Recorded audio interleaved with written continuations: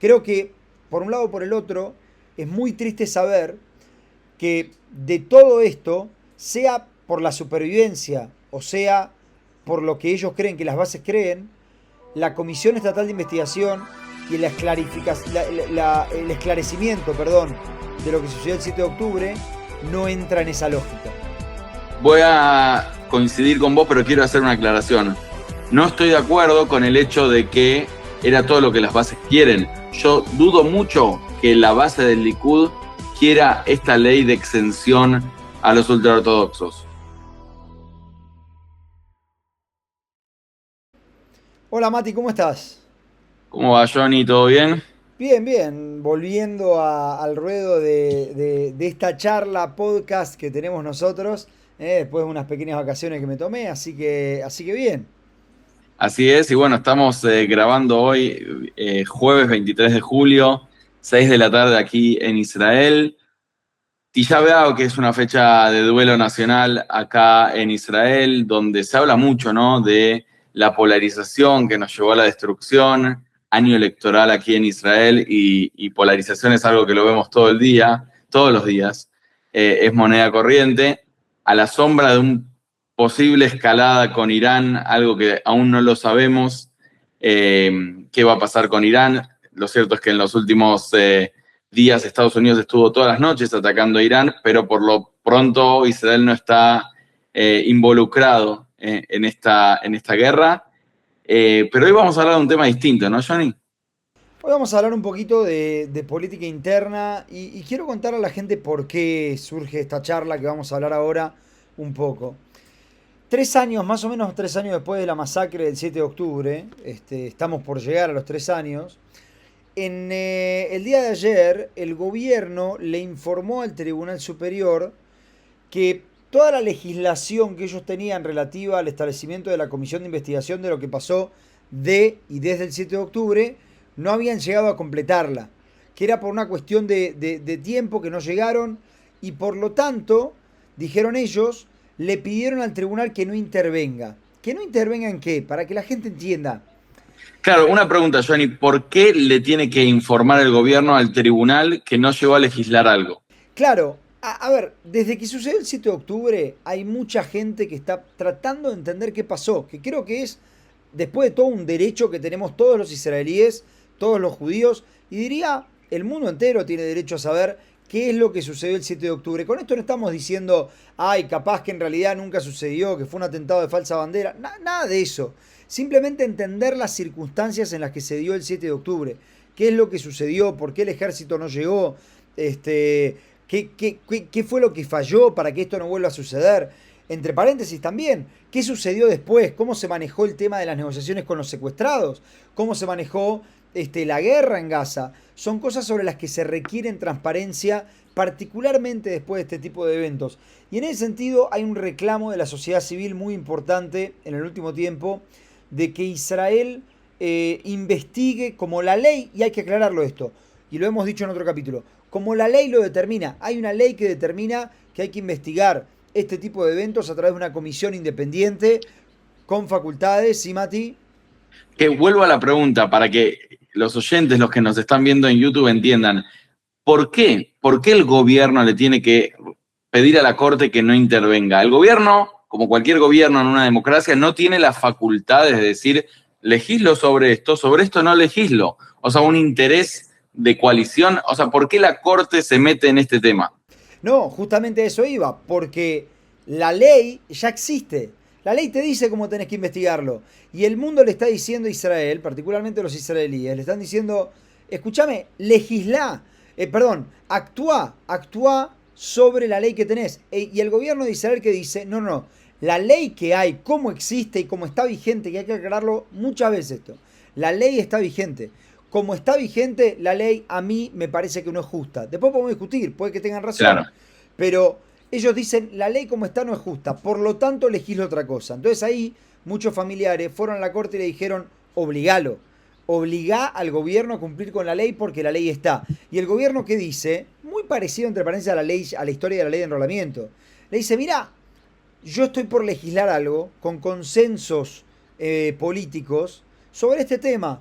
Entonces no te metas, porque vamos a tener una legislación que va a ser mejor. No tiene sentido que te metas. Entre paréntesis, el pedido del gobierno puede ser lógico, porque si yo estoy por legislar algo, en un tema que es controversial, no es tan loco que la Corte diga, bueno, esperemos a que... El problema es que pasaron 3 años. Claro, y ahí me parece importante mencionar, citar, y lo voy a leer textual, las palabras de Moetzet October, el Consejo de Octubre, que es una organización de la sociedad civil que solicitaba, que viene hace 3 años solicitando la creación de una comisión de investigación estatal independiente. Y ellos dicen así: el gobierno israelí reveló hoy la verdad. Durante meses solicitó tiempo al tribunal con el único objetivo de engañar a todos y no investigar. Jamás lo sucedido el 7 de octubre. Mientras las familias de los fallecidos, los secuestrados y las víctimas de la masacre esperaban la verdad, el gobierno planeaba cegarlos a ellos y a todo el país, pensando así que si el tiempo pasa, la sociedad olvidaría la catástrofe. Son palabras muy fuertes, pero que hablan del deseo de la mayoría de la sociedad israelí de una comisión nacional de investigación independiente que dé con todos los responsables de lo sucedido el 7 de octubre, a nivel táctico, a nivel militar, a nivel político, algo que no sucedió y ya terminó la cadencia de este gobierno. Exactamente, y por eso justamente, a ver, ¿por qué es un tema tan doloroso? ¿Por qué es un tema tan complicado también? Porque obviamente es muy difícil hablar del 7 de octubre, e insisto con esto, no es solamente hablar de lo que pasó aquel día a las 6:29 de la mañana o el día anterior a las 11 de la noche cuando el equipo Tequila fue desplazado hacia la Franja de Gaza y después dijo no está pasando nada. No es sobre eso esta cuestión. Es también, insisto, otras cosas. ¿Cómo se negoció por los secuestrados? ¿En base a qué se negoció? Si es que ¿Cuáles eran las existieron... doctrinas de seguridad de Israel?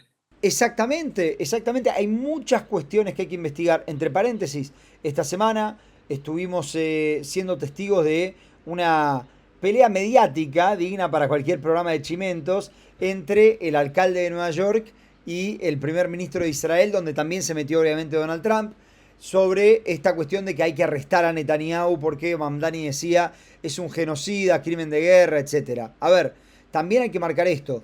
Si Israel hubiera empezado su comisión independiente de investigación, tal como la ley israelí lo establece, Netanyahu no tendría una orden de arresto internacional por la Corte Penal Internacional, y eso no solamente fue declarado por el fiscal, sino que también lo dijeron los jueces, lo afirmaron los jueces. Si Israel se investigara, no habría necesidad de investigarlo en foros internacionales. Por lo tanto, es muy necesaria esta comisión y sin embargo 3 años después todavía no arrancó. Y es interesante porque lo que vamos a analizar hoy, nosotros ya hicimos un capítulo hablando de la Comisión Estatal de Investigación, pero lo que vamos a analizar hoy es esta cuestión de la respuesta del gobierno que dice, no tuve tiempo en 4 años, bueno, en 3 si se quiere, porque esto sucede el 7 de octubre de 2023, la cadencia de este gobierno empezó antes, pero no tuve tiempo de legislar la cuestión de la comisión de investigación, entre paréntesis teniendo una ley vigente. ¿Qué significa no tuve tiempo? Claro, porque la historia, si trágica como es, si termina donde la estamos contando nosotros, es bastante trágica. Pero se pone peor, y digo que se pone peor porque esta misma coalición de gobierno, bajo cuyo mandato ocurrió el devastador fracaso del 7 de octubre, tuvo tiempo para legislar otras leyes en los últimos días, que hubo una carrera legislativa basada exclusivamente en intereses partidistas, basada en intereses transaccionales, en lugar de sanar a una sociedad israelí sumamente fracturada, el liderazgo optó por blindarse a sí mismo. Y le proponemos a todos los oyentes, a quienes nos ven, analizar en conjunto, ¿no? ¿Cuáles fueron las legislaciones que esta coalición sí tuvo tiempo para legislar durante su última semana de gobierno? Y me parece importantísimo empezar por una legislación que fue muy controversial, que es Hok Yesod Limud Torah, la ley básica para el estudio de Torah, que es una ley que ancla como valor fundamental en el Estado de Israel y con base constitucional, porque al decirle Hok Yesod, ley básica, le da un rango constitucional, para justificar la exención del servicio militar obligatorio al público ultraortodoxo. Se aprueba una ley básica que le otorga jerarquía constitucional al estudio de la Torah. ¿Qué quiere decir esto?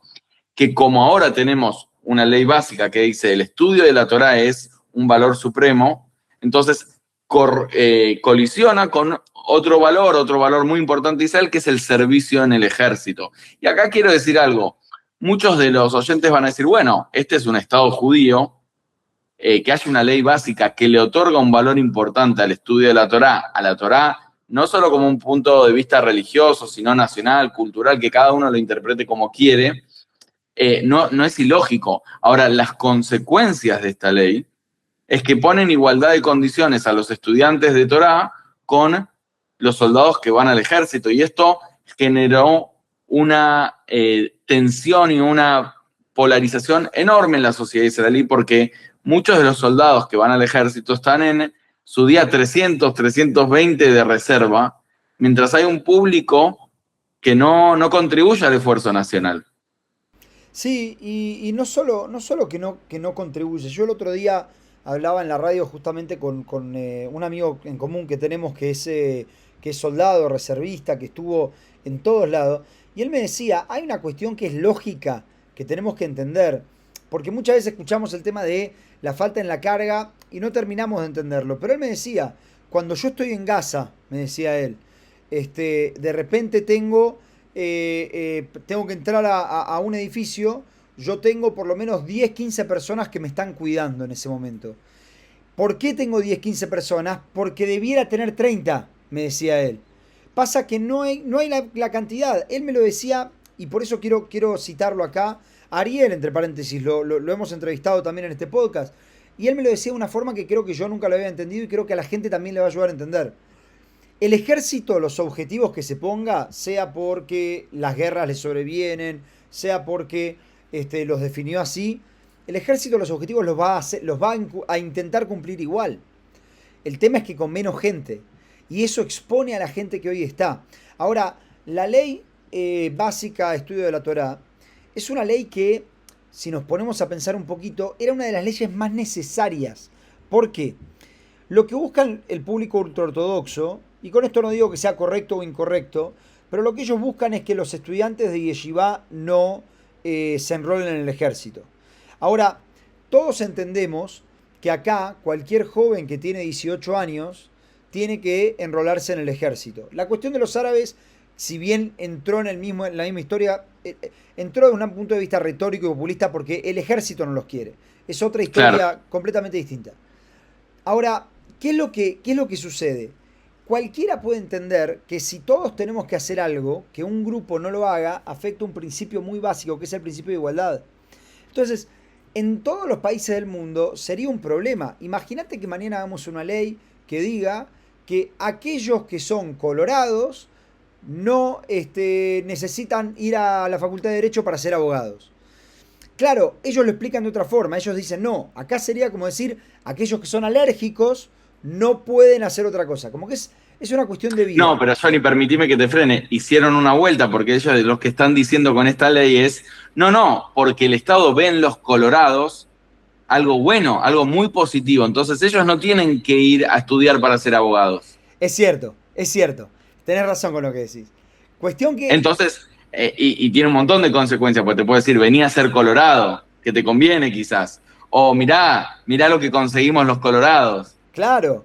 Y acá hay un problema muy grande. Israel tampoco sabe muy bien cómo hacer para enfrentar esta cuestión. La cuestión es que como esto pega directamente en el principio de igualdad, es que necesitas una ley básica que ponga a los colorados o al estudio de la Torá en este caso en un nivel más alto que el resto. Porque si no estás en un problema. La única forma de justificar que un ortodoxo no vaya al ejército o ahora vos vas a contar la ley que se aprobó, de hecho, pero la única forma de justificarlo desde un punto de vista del principio de igualdad es diciendo lo que pasa es que eso a lo que toda la sociedad está obligada, ellos lo equiparan con otra cosa. Y por eso era necesaria, mucho más que la ley de enrolamiento, era necesaria esta ley, para que después la Corte no pueda anular las otras.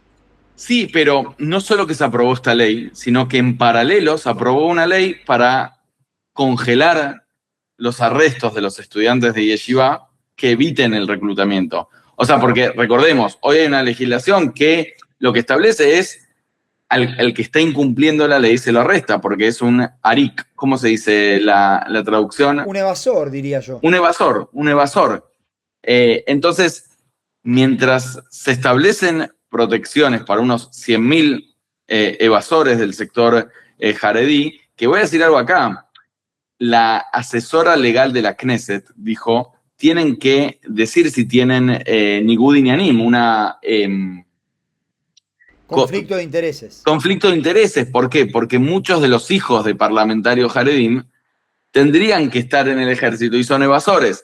Y fue muy hasta tragicómico el hecho de parlamentarios jaredim diciendo, manifestando en una lista en conjunto que ellos tienen hijos o familiares que son evasores. Pero más allá de esa perlita, el mismo gobierno no solo que eleva el estatus de los jaredim, no solo que aprueba una ley para congelar los arrestos, sino que también paralelamente promovió una ley para extender el servicio militar obligatorio a todos los no jaredim a 32 meses para el resto de la población. ¿Por qué? Porque el gobierno entiende que hace falta más soldados, como vos bien lo decías antes.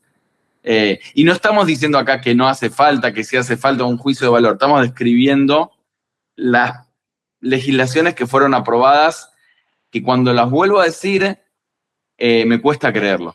Me cuesta creerlo porque es algo inentendible después del 7 de octubre este tipo de leyes. Sí, pero acá quiero marcar algo. La Corte, ahora, ¿qué dijo?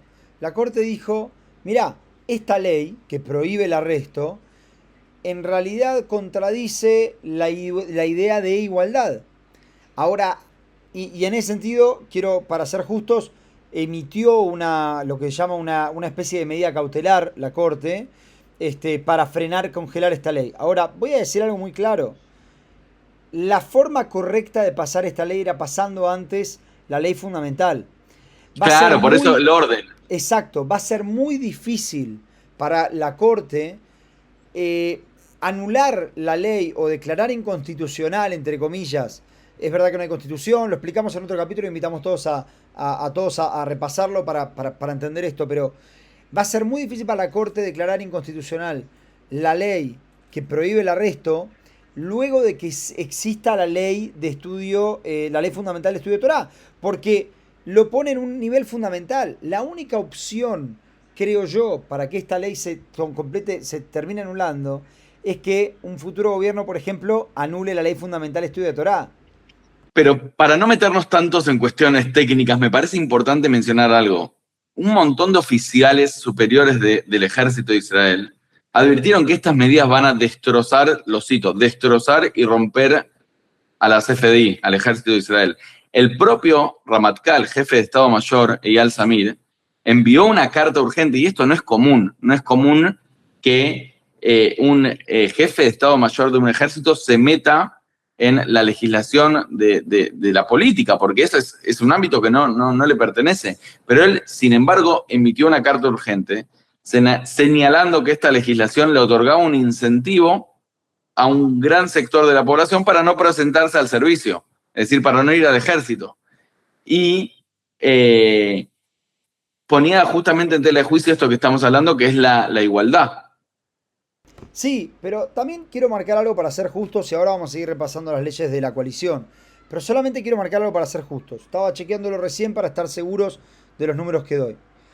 La ley que mantiene la extensión en el servicio obligatorio, porque como bien vos decís, se requiere, fue aprobada por 43 votos contra 12 y una abstención.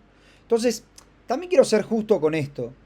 Creo que hay un fracaso muy grande también de esta oposición, que cuando hubo grietas dentro de esta coalición y a ver, cuando se estaba hablando de la extensión del servicio regular de chicos que podrían empezar ya a ir a la universidad, podrían empezar a vivir sus vidas, podrían empezar a tener...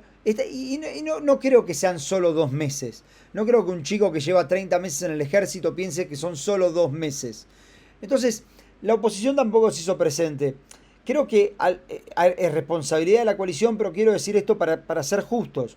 Creo que la oposición le debe una explicación también a la gente, que no es solamente, bueno, mirá, fue la coalición y es una idea de ellos. Claro, porque la política es eso, es debatir. Se Es podría haber debatir, hecho es un trabajo para cuestionar. frenar. Pero bueno, esa es una de las leyes, bueno, marcamos ya 3 de estas leyes que Te pido por aprobó. favor, seguí vos porque yo necesito un poco de bajar. Seguí vos con las otras. A ver. Bueno, esto capaz que va a ser bastante complicado, porque una de las cosas que se aprobó fue el debilitamiento de lo que es la asesora legal del gobierno. La asesora legal del gobierno es la persona que hoy ocupa el cargo de asesor legal y fiscal general. O sea que es la abogada del Estado y al mismo tiempo dicta la política criminal. La medida lo que busca es que las opiniones legales de la fiscal general o de la asesora legal sean meras recomendaciones. ¿Por qué? Porque de repente, cuando yo quiero pasar una ley que claramente es inconstitucional, como por ejemplo prohibir el arresto de chicos que evaden el ejército, cuando en Tel Aviv, si un chico no religioso evade el ejército, no lo freno. Otro ejemplo, cerrar un medio de comunicación simplemente porque dice cosas que no me gustan. Bueno, estas medidas que son claramente ilegales, siempre escuchábamos un nombre, y me permití decir algo chiquitito. Yo, un amigo que tenemos en común, Leona Miras, le mando un abrazo enorme. Que lo tenemos que invitar al podcast también. Lo tenemos que invitar al podcast, excelente abogado. Él siempre me dice que no puede creer, cada vez que hablamos me dice, no puedo creer que en Israel, gente que no es abogada, que no está metida en el día a día, conoce el nombre del asesor legal de la Knesset y de la asesora legal del gobierno, me dice. Nadie los conocería, nadie. Decime quién es el asesor legal del Congreso en Argentina, no tenés idea. Pero se hicieron tan protagonistas últimamente porque Gil Limón, el nombre que todos conocemos, que es el asesor legal de la Knesset, ha dicho innumerables veces, muchachos, esto no se puede hacer. ¿Qué es lo que sucedía? Bueno, ante una recomendación de la asesoría legal que te decía que algo era ilegal, vos tenías que salir, contratar a alguien para que te dijera lo que vos querías, después te iban a apelar eso diciendo que lo contrataste vos, era todo un lío. Bueno, ahora esas asesorías legales, que son básicamente un control de constitucionalidad de las leyes, ahora son meras recomendaciones. Si a vos te parece que esto es algo importante, vas a frenar la ley. Si no... Ahora te voy a poner un escenario, Johnny, un escenario lejano, que acá no tiene nada que ver con nuestra realidad, ¿no? Si un fiscal general intenta iniciar una investigación criminal contra un primer ministro, la coalición tendría todas las herramientas legales para ignorar su recomendación, porque ya no es obligatorio, o peor aún, destituirlo de manera rápida antes de que el proceso avance, ¿no? Destituirlo, nombrar a otro. Y acá también hay un... Algo que no tiene nada, no es posible aquí en Israel. Exactamente, no es posible, no es posible. Pero esto es la gravedad. Y acá hay que marcar algo, como en todos los populismos, ¿no? Siempre comienza el arreglo por algo que es necesario. Es necesario que el abogado del gobierno sea alguien separado de quien dicta la política criminal.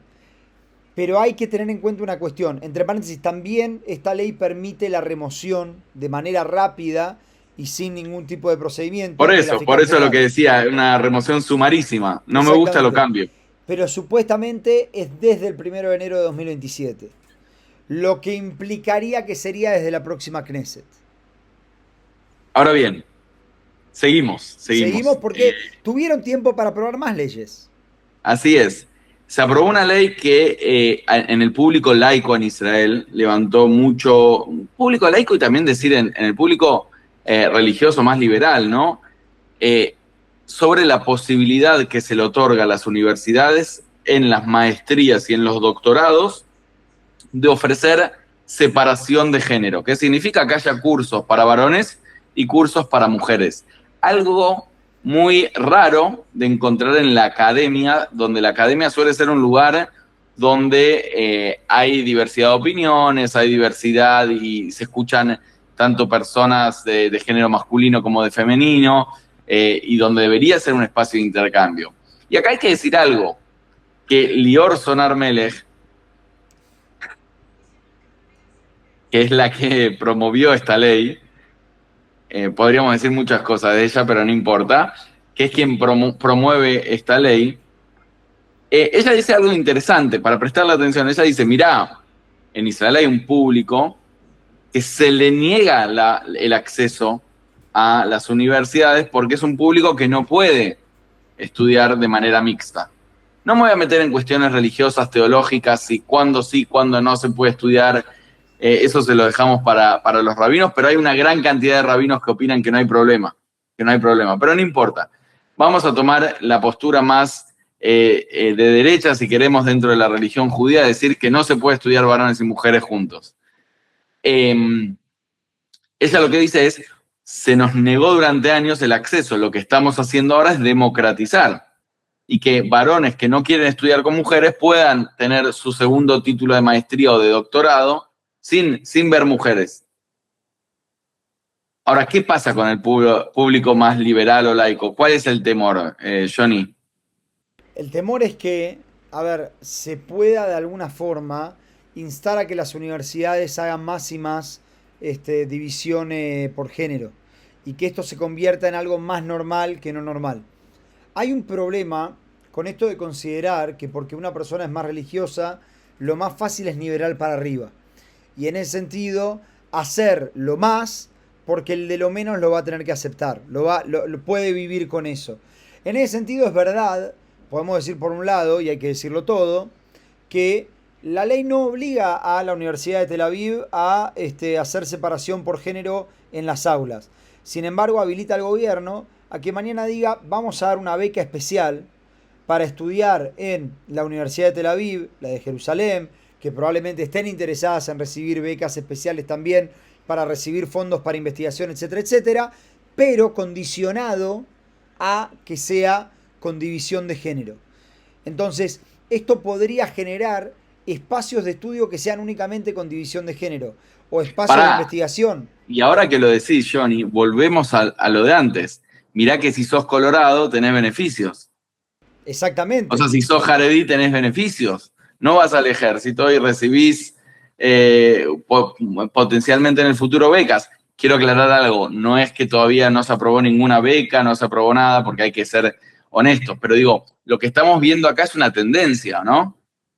Un patrón. Lo que estamos viendo creo que es una tendencia de un intento de cambiar la esencia, si se quiere, del Estado de Israel, que era un Estado judío y democrático, donde es mucho más fácil vivir tu vida si sos ortodoxo, si sos religioso, y eso debe ser respetado en todos lados y también acá, pero donde también el laico podía vivir con tranquilidad, y hoy pareciera ser que no. Y mirá, si me permitís, quiero que repasemos dos leyes juntas, ¿me dejás? Dos Dale. juntas, porque están conectadas una con la otra. Y por economía procesal, diríamos. Y también, exactamente. Resulta que se aprobó una ley. A ver, voy a empezar distinto. En la época del gobierno del cambio, con Matan Kahana, que era en ese momento, si no me equivoco, el ministro de Religión, se había, sí, ¿no? Se había aprobado una reforma en la ley de Kashrut. La reforma de la ley de Kashrut lo que hacía era sacarle al rabinato el monopolio de la supervisión de cosas kasher. Es algo que era muy importante teniendo en cuenta que, y lo que estoy diciendo es algo que cada uno puede ir y buscarlo, muchas de las personas del rabinato estuvieron presas justamente por extorsión en este sentido. Por lo tanto, había causas pendientes, hubo investigaciones, un gran rabino de Israel estuvo preso por esta cuestión también. En ese sentido, se había decidido durante el gobierno del cambio generar un cambio en la supervisión del kashrut. Ahora, ¿qué pasó? Claro, eso te termina sacando negocios a mucha gente que necesita de eso. Y en ese sentido, se aprobó una ley impulsada por Ari Deri de Jazz para revertir aquella reforma y devolver el monopolio del rabinato. Ahora, ¿por qué se aprobó esta ley? Porque Jazz había dicho, a cambio de que me apruebes esta ley, yo te voto a favor de otra ley que te voy a mostrar que tuvieron tiempo para legislar, que es la ley de telecomunicaciones. La ley de telecomunicaciones era una ley, básicamente es una ley que se dividió en dos. Antes era una gran ley de telecomunicaciones que lo que hacía era, punto número uno, privatizar a la Corporación de Medios Públicos, más conocida como CAN, y de esa forma tratar de cambiar el formato de CAN en ese sentido. Ya se había publicado cómo iba a ser, iba a cerrar todo lo que era CAN en idiomas, CAN no iba a poder seguir haciendo noticias, iba a quedar como una especie de productor de contenido no noticioso. Esa era una parte de la ley. La otra parte de la ley es la que justamente toca al comité regulador.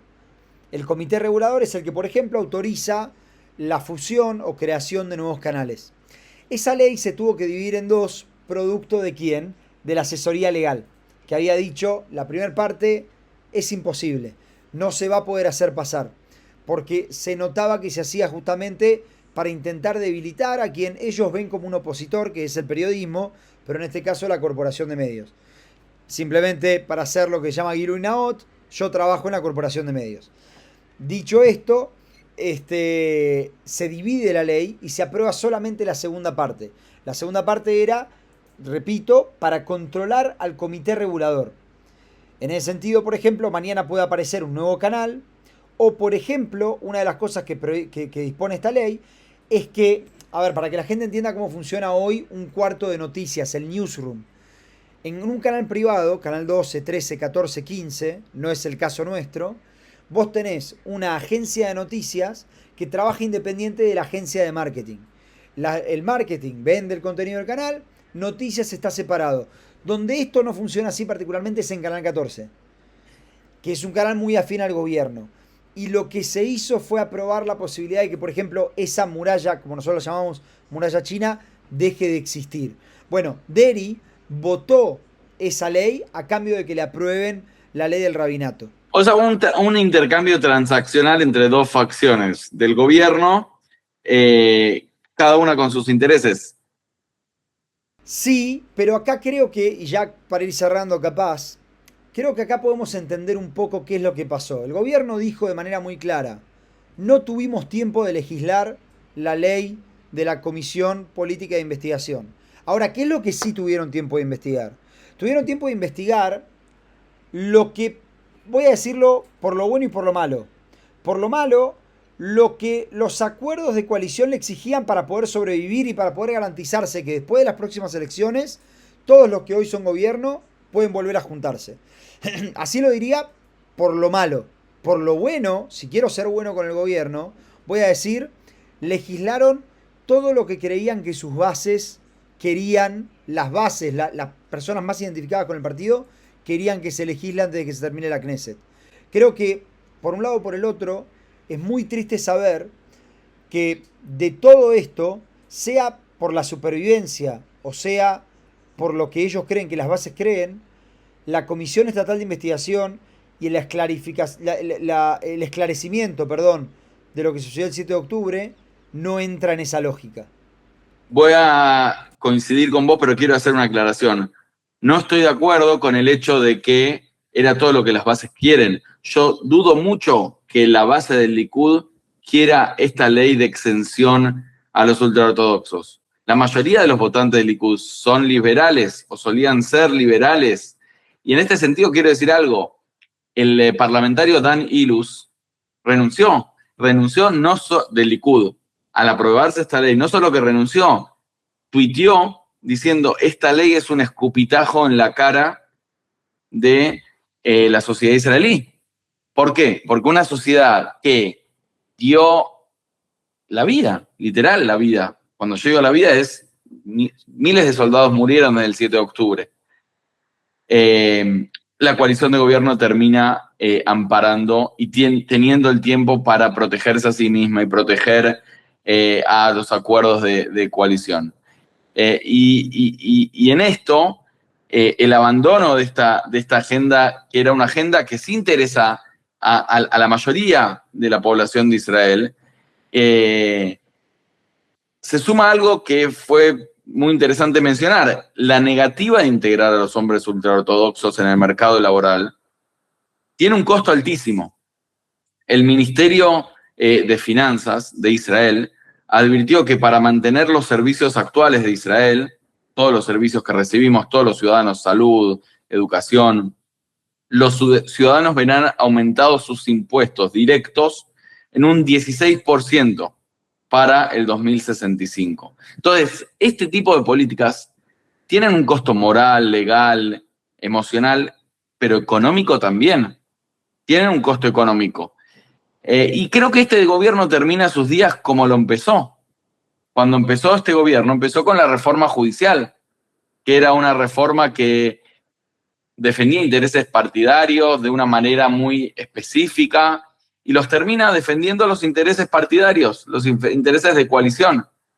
Y eso creo que es también parte de esta historia en donde no se investiga el 7 de octubre y en donde solo nos interesan las leyes que nos sirven a nosotros. Mati, creo que también hay un dato que tenemos que agregar, que explica, y capaz que te da la razón a vos en esta mini discusión que teníamos recién, que vos decías, no creo que las bases del Likud realmente quieran esto, y la verdad es que coincido. Creo que esas leyes fueron para las bases de los ortodoxos, pero cada uno, digo, buscó a sus bases. Pero hay algo que hay que entender. Desde que este gobierno asumió, se calcula que 150.000 personas dejaron Israel. Por lo menos por tiempos prolongados. No estoy diciendo con esto que todos hayan dejado por la cuestión del gobierno o por la cuestión de la guerra.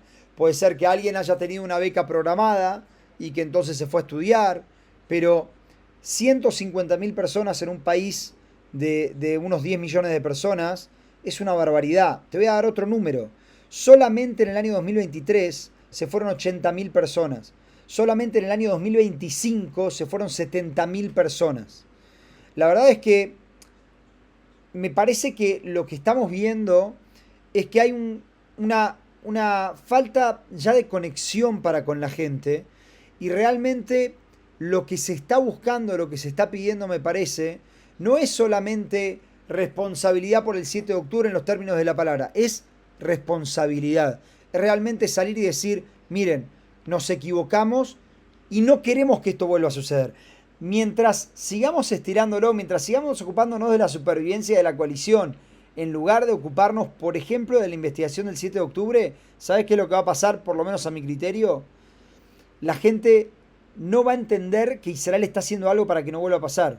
Entonces, claro, mirá lo que pasó el 7 de octubre, imagínate que vuelva a pasar exactamente lo mismo, no peor. Claro, uno podría decir peor, pero imagínate si vuelve a pasar exactamente lo mismo.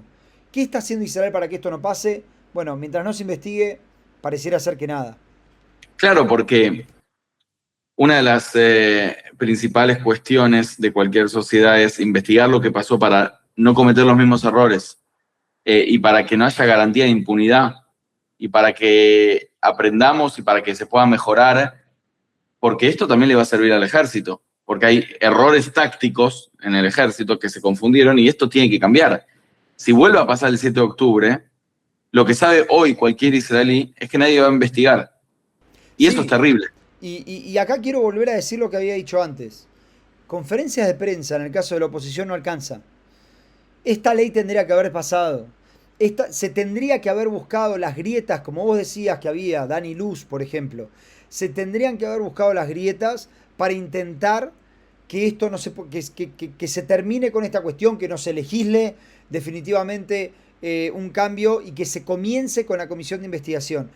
Hay también una responsabilidad, obviamente no es toda, obviamente no es la mayoría, pero la clase política toda, creo yo, tiene que dar explicaciones de por qué tantas cosas se pudieron hacer en 2 semanas y esto no.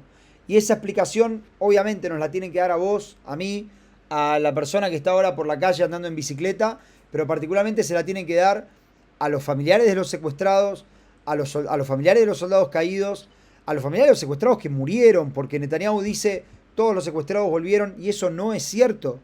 Todos los secuestrados que quedaban vivos al 9 de octubre volvieron, muchos murieron en cautiverio, y mismo los que volvieron vivos merecen tener esa respuesta.